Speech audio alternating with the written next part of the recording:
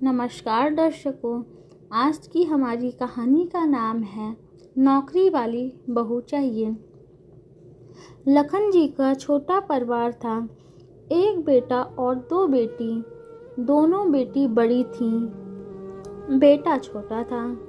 दोनों बेटियां रूबी सुहानी की शादी हो चुकी थी। बस बेटा अरमान बचा था जो बीएड कर रहा था। इंतज़ार नौकरी की थी कि नौकरी मिल जाए तो शादी की जाए। 2-4 रिश्ते आए लेकिन किसी को पसंद नहीं आया।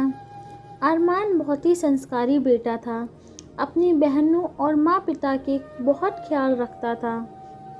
लखन जी और रीना जी को यही सुनने को मिलता था, इस कलयुग में तुम्हारा बेटा बहुत अच्छा है।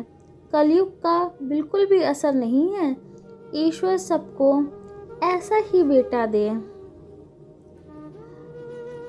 ये सुनकर लखन जी और रीना जी दोनों बहुत खुश होते थे। अरमान का बीएड की पढ़ाई पूर्ण हुई, जॉब भी मिल गई। जॉब मिलते ही अरमान अत्यंत खुश हुआ। अपनी बहनों के लिए साड़ी और मिठाई का डब्बा लेकर अपनी बहनों के घर पहुंच गया।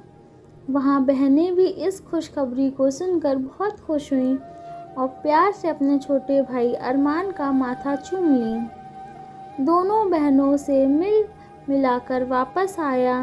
3 लोग एक दूसरे के बिना ना ही चाय पीते थे ना ही खाना खाते थे। सब कुछ बहुत ही अच्छे से चल रहा था।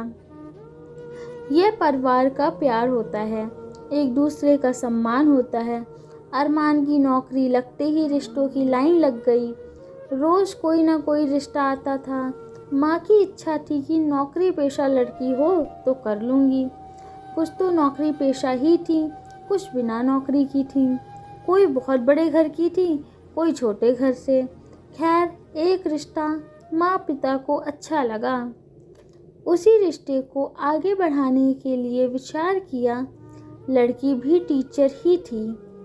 लड़की भी अच्छी थी। एक टीचर के तौर पर सब्र भी था। तन्वी नाम था। सबने देखा तो यह रिश्ता बहुत पसंद आया। शादी तय हो गई। कुछ महीने बाद शादी हुई। तन्वी भी अपने मन में बहुत सारे सपनों को संजोई थी। तन्वी विदा होकर अपने पति के साथ अपनी ससुराल पहुंची। वहां भव्य स्वागत हुआ। ये सब देख बहुत खुश हुई। 1 हफ्ते की छुट्टी ली थी, उसके बाद ज्वाइन करना था। सारे रिश्तेदार अपने अपने घर गए। बेटियों की भी अच्छे से विदाई हुई।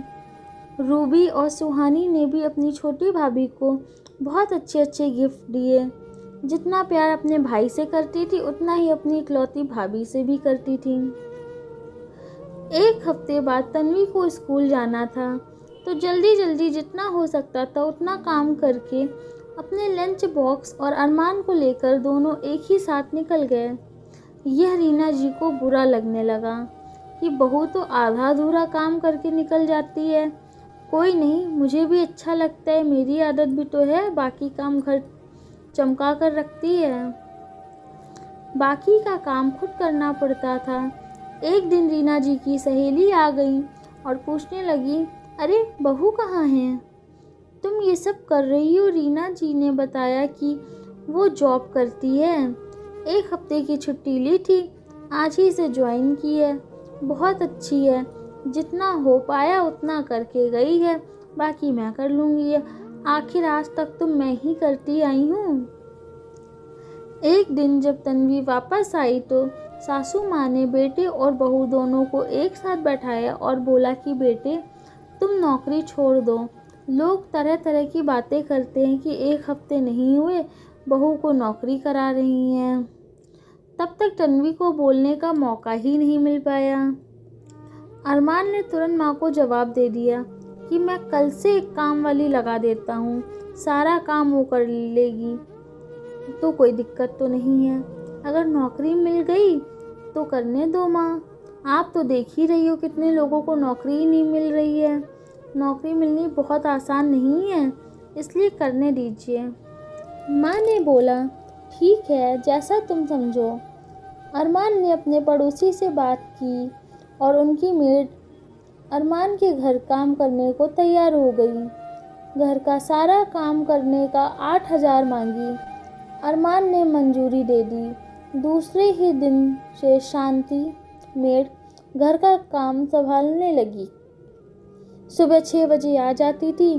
तन्वी और अरमान का लंच और टिफ़िन सब तैयार कर देती थी और रीना जी और लखन जी के हिसाब से उनका भी नाश्ता खाना सब तैयार करके चली जाती थी। एक दिन रीना जी ने अपनी मेड शांति से पूछा कि कितना लेती हो। शांति ने बोला, भैया से तो बात हो गई है, 8,000। आपको नहीं पता है क्या आंटी? रीना जी थोड़ी देर चुप रहीं और बोली, हाँ पता है, लेकिन हमने सोचा तुमने कुछ कम किया होगा। अब रीना जी की सहेलियाँ आती थी तो चाय नाश्ता खाना सब शांति बना कर देती थी और रीना जी की सहेलियों ने कहा कि वाह रीना, तुम्हारी क्या तकदीर है, बहू आते ही नौकरानी भी लगा ली। रीना जी ने जवाब दिया कि सच बताऊं तो मैं खुद नौकरी वाली बहू चाह रही थी, सो तो मिल गई, लेकिन ये सब नहीं चाह रही थी। लेकिन बेटा और बहू ने मिलके यह किया है। बहू अपनी तनख्वाह से घर का पूरा खर्च उठा रखा है और काम वाली का भी वहीं देती है। देखो बहन, अगर हम चाहते हैं कि हमारी बहू नौकरी पेशा हो तो हमें भी समझौता करना पड़ेगा। या तो हम नौकरी वाली बहू ना लाएं, अगर नौकरानी नहीं भी लगती तो मैं करती। इस घर के काम केवल बहू के काम थोड़ी हैं। इस घर में जितने लोग रहते हैं उन सबकी जिम्मेदारियां होती हैं।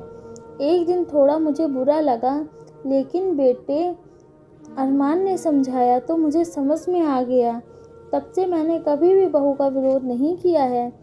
विरोध करना भी नहीं चाहिए। 4 दिन की ज़िंदगी है, इसमें जितना खेल लो हंस लो वहीं बहुत है। कल किसने देखा है? इसलिए हम अपना और बहू का रिश्ता बहुत ही मजबूत बनाना चाहते हैं ताकि उसे भी मुझसे कुछ प्रेरणा मिले। धन्यवाद। अगर आपको हमारी कहानी पसंद आई हो तो वीडियो को लाइक करें, कमेंट करें, शेयर करें और चैनल को सब्सक्राइब करें।